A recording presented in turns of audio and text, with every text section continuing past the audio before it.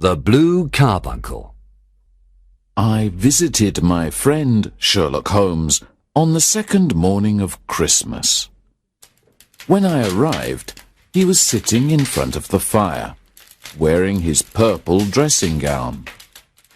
Next to the sofa was a wooden chair, and on the chair was a dirty old hat. A magnifying glass and a forceps were on the chair, so the hat was probably part of one of Holmes's investigations. "You are busy," I said. "Perhaps I interrupt you." "Not at all," he replied, and indicated the hat.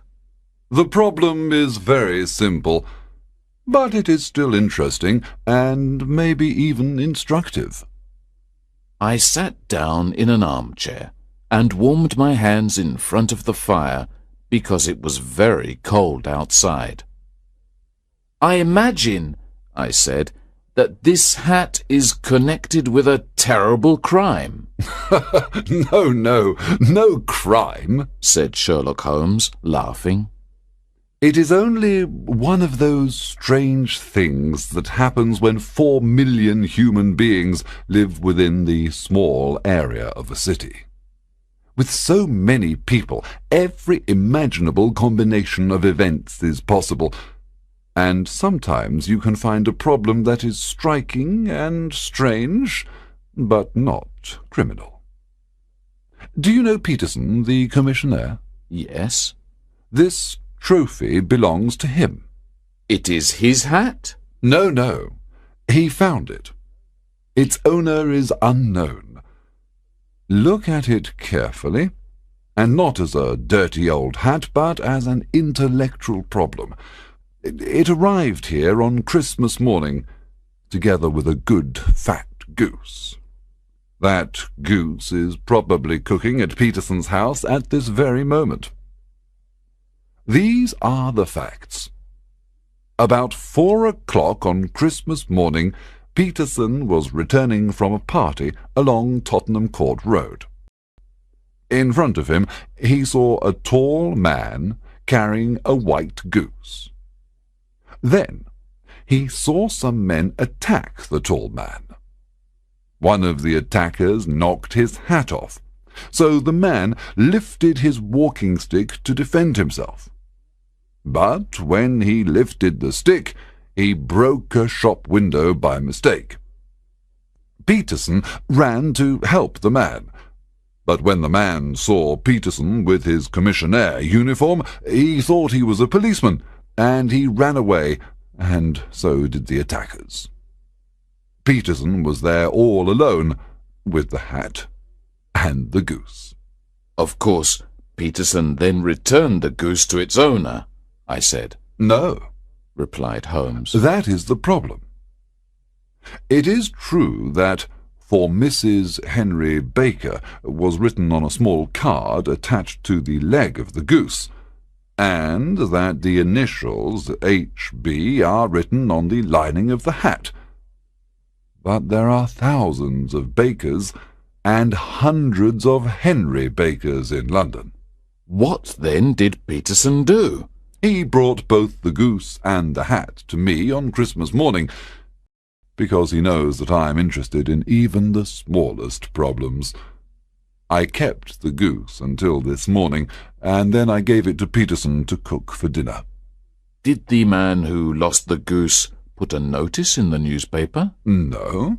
"Then how can you discover who he is?" I asked. "From his hat," replied Holmes. "You are joking. What can you learn from this dirty old hat?" "Here is my magnifying glass," replied Holmes. "You know my methods. Look at the hat and see what you can discover about the identity of the man." I picked up the hat and looked at it carefully. It was a very ordinary, round, black hat. It was very worn, and inside I could see the initials H.B. There was a hole in the brim for the hat securer, but the elastic was missing. It was very dusty and spotted in several places, but the owner had tried to cover these spots with black ink. "I can see nothing," I said, and gave the hat to Holmes. On the contrary, Watson, you can see everything, but you do not reason with what you see. "Then please tell me what you can deduce from this hat," I said. "Well," said Holmes, as he looked at the hat carefully, "I can see that the man was highly intellectual, and that 3 years ago he had enough money, but recently he has had difficulties with money. He had foresight in the past, but much less now, which means he has some problem, probably drink. This is probably the reason why his wife has stopped loving him." "My dear Holmes," "He has, however, kept some self-respect," continued Holmes. "He stays at home and goes out very little. He is totally out of training, is middle-aged, has grey hair which has been recently cut, and he uses lime cream. These are the main facts. Also, I do not think he has gas lighting in his house." "You are certainly joking, Holmes." "Not at all. Don't you understand how I inferred these things?" "I am certain that I am very stupid," I replied, "but I can't follow your reasoning. For example, how did you deduce that this man was an intellectual?" To answer me, Holmes put the hat on his head. The hat was too big for him and covered his eyes. "It's a question of volume," said Holmes. "If a man has such a big brain, he must have something in it." "How do you know he has less money now than in the past?" "This kind of hat first came out 3 years ago. It is a hat of the very best quality. If this man had enough money to buy such an expensive hat 3 years ago, but he has not bought another hat since then it is clear that he has much less money now." "Well, that is clear enough, certainly. But how about the foresight?" Sherlock Holmes laughed. "Here is the foresight," he said, pointing at the hat securer. "Hat securers are never sold with hats. This means that he ordered it, which is a certain sign of foresight.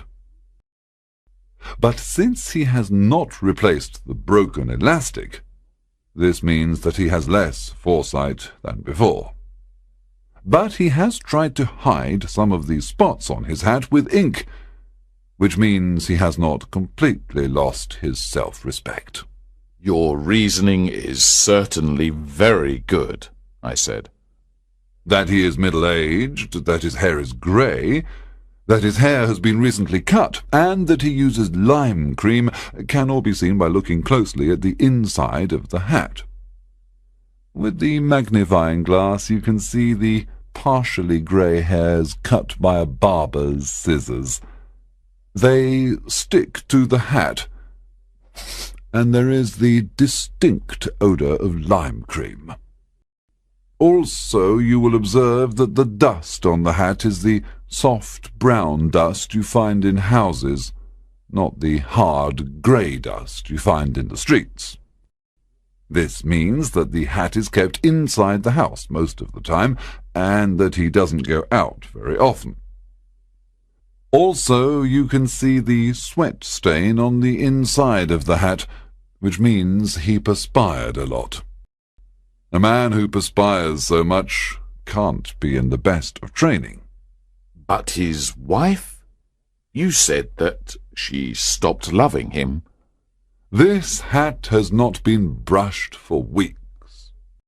When a man's wife lets him go out in such bad condition, it means that she doesn't love him any more." "But he could be a bachelor," I said. "No, he was bringing the goose to make peace with his wife. Do you remember the card on its leg?" "You have an answer for everything. But how did you deduce that he doesn't have gaslighting in his house.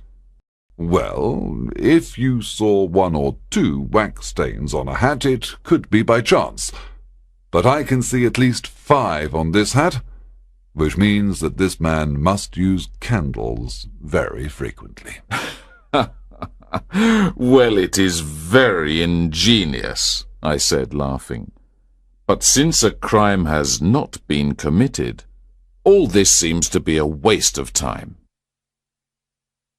Part 2. Sherlock Holmes had opened his mouth to reply when the door opened and Peterson, the commissionaire, rushed in. He looked incredibly shocked. "The goose, Mr. Holmes! The goose, sir!" he cried. What? Has it returned to life and flown out of your kitchen window? Said Holmes. "Look here, sir! Look what my wife found in its stomach!"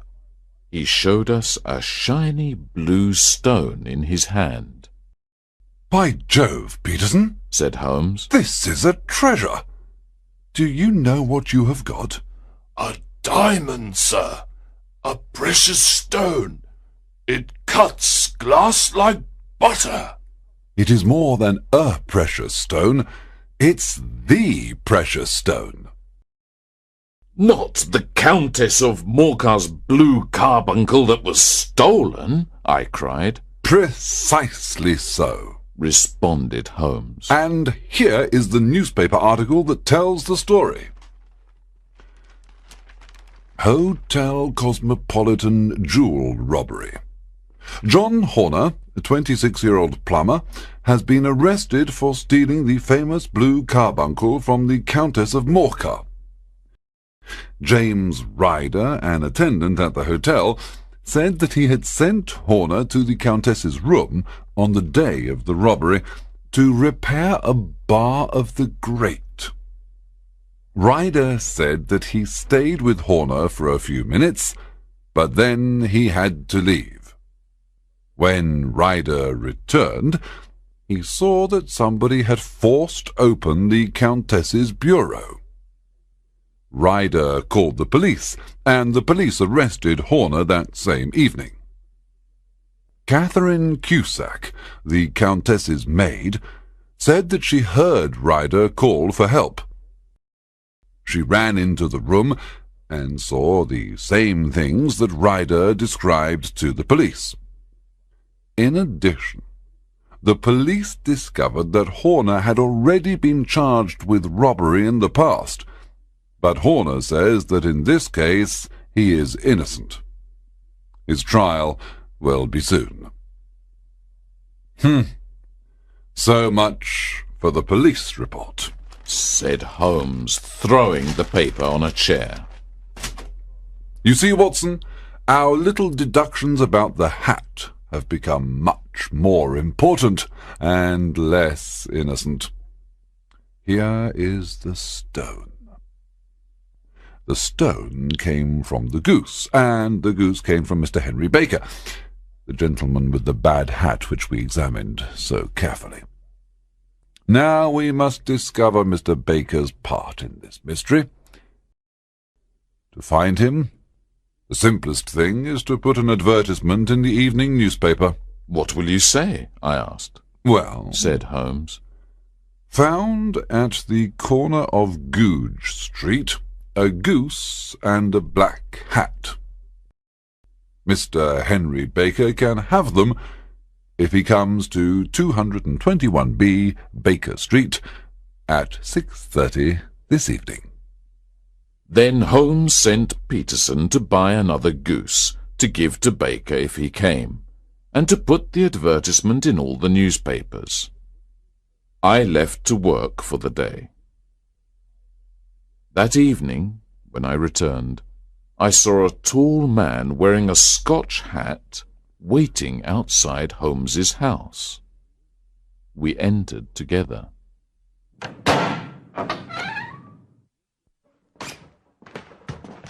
Mr. Henry Baker, I believe, said Holmes when he saw us. Please sit by the fire and get warm. Ah, Watson, you have come at the right time. Is that your hat, Mr. Baker? Yes, sir. That is certainly my hat.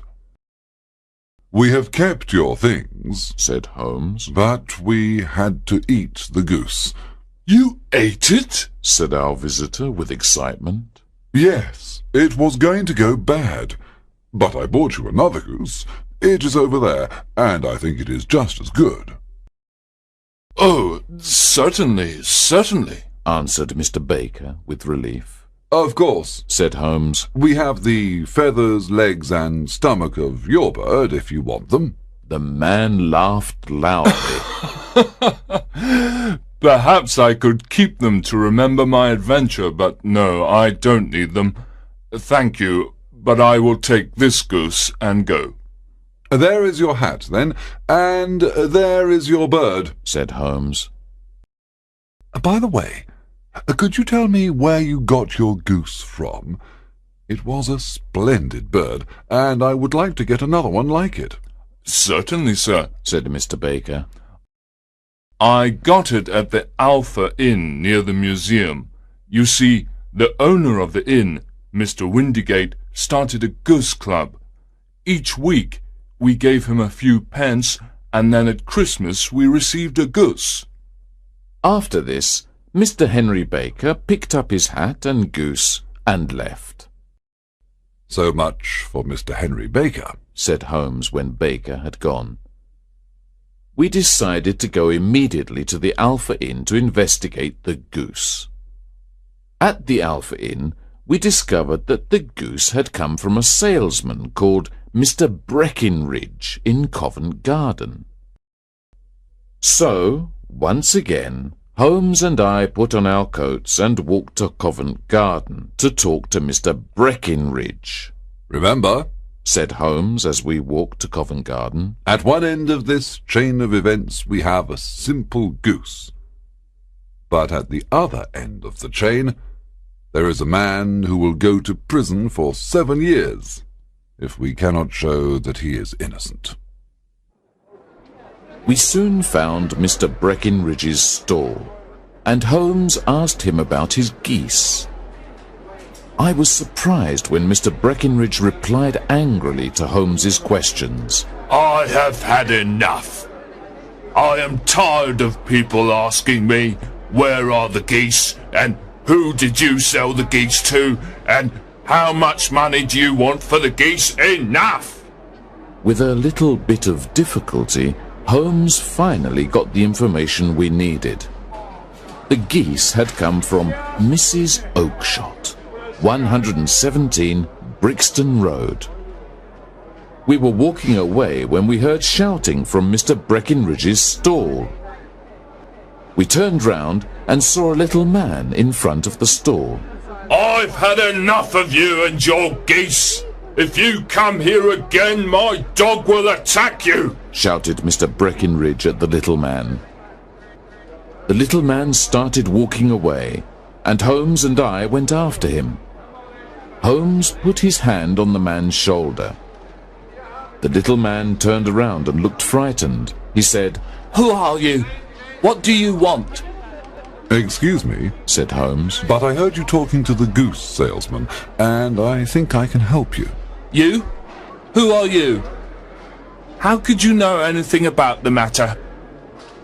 My name is Sherlock Holmes. It is my business to know what other people don't know. But do you know anything about this? Excuse me, I know everything about this. You are trying to find some geese, which were sold by Mrs. Oakshott of Brixton Road to a salesman called Breckinridge, who then sold them to Mr. Windigate at the Alpha Inn, who then gave one of them to a member of his goose club called Mr. Henry Baker. You are the man I wanted to meet, said the little man, whose name, as we then discovered, was John Ryder. Yes, John Ryder, the man who had called the police to report the stolen blue carbuncle. We then returned to Holmes's house to discuss the matter in front of a warm fire. Here we are. said Holmes happily as we entered his room. Now, do you want to know what happened to those geese? Yes, sir, replied Ryder. But you really want to know what happened to that goose, the white one, with a black bar across its tail? Ryder shook with emotion. Oh, sir, He cried. where did it go? It came here. Here? Yes, and it was an incredible bird. I'm not surprised that you want to find that goose. It laid an egg after it died, the brightest little blue egg that you have ever seen. I have it here in my museum. Our visitor stood up and then almost fell down. Holmes took out the blue carbuncle, and Ryder stared at it. He did not know if he should say it was his or not. The game is up, Ryder. I know almost exactly what happened. Because you worked at the Hotel Cosmopolitan, you knew that the Countess of Morcar had the blue carbuncle in her room. It was the Countess's maid, Catherine Cusack, who told me about it. I see, continued Holmes. So you and Catherine Cusack broke the grate in the Countess's room so that Horner had to come and repair it.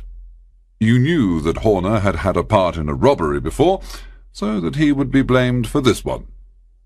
Then, when Horner had finished repairing the grate, you called the police and the unfortunate man was arrested. You then... Ryder threw himself onto the rug and held on to Holmes's knees. For God's sake, have mercy! Think of my father! Think of Mother! It would break their hearts! Get back into your chair, said Holmes sternly. It is easy to say that now, but you did not think of this poor Horner before. I will go away, Mr. Holmes, and without my testimony, Horner will be free. We will talk about that next, said Holmes. And now tell us how the blue carbuncle came into the goose, and how the goose came into the open market. Tell us the truth, because that is your only chance not to go to prison. Ryder moved his tongue over his dry lips and began his story. I will tell you exactly what happened. After I had the blue carbuncle, I was terrified. I did not know where to go. I thought I saw the police everywhere. Finally, I decided to go to my sister's. My sister married a man called Oakshott and lives on Brixton Road, where she fattens geese for the market. When I arrived, she asked me what was wrong. I told her that I was upset about the robbery at the hotel.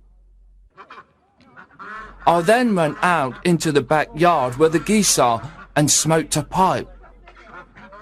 I had a friend called Maudsley who had been in prison. He had told me how thieves sold stolen property, so I decided to go to him with the blue carbuncle. However, I did not know how I could carry the blue carbuncle to his house. Then I had the idea to force one of the geese to swallow the stone. My sister had told me that I could have one of the geese for Christmas. So I caught one of the geese, a big white one with a barred tail, and forced open its beak and pushed the stone in with my finger. The goose then swallowed the stone. Then I told my sister that I wanted my Christmas goose then. She thought it was a bit strange, but in the end she said I could have the goose. Unfortunately, while I was talking to my sister, the goose escaped and went in the middle of the flock with the other geese. I caught it again, killed it, and took it to my friend Maudsley. I told him the story. We then cut open the goose, but we could not find a stone. I ran back to my sister and asked her if there were any other white geese with barred tails. She said that there were 2 other ones, but she had sold them to the dealer called Breckenridge of Covent Garden. I went to him and he told me that he had sold them all. You heard him tonight. Now I will be considered a thief, and I have not even touched the blue carbuncle. God help me! There was a moment of silence, and then Holmes got up and opened the door. Get out! Shouted Holmes. What, sir? Oh, thank you! Cried Ryder. No more words. Get out! And there were no more words. Ryder ran out of the room and out of the house. After all, Watson, Said Holmes, reaching for his pipe, if the police can't catch their own criminals, I don't have to do it for them. Also, this Ryder will never commit another crime again. He is too frightened. Besides, this is the season of forgiveness. Chance has given us an incredibly interesting little problem, and its solution should satisfy us. And now, Doctor, we shall begin another investigation, in which a bird is also the most important part. Our dinner.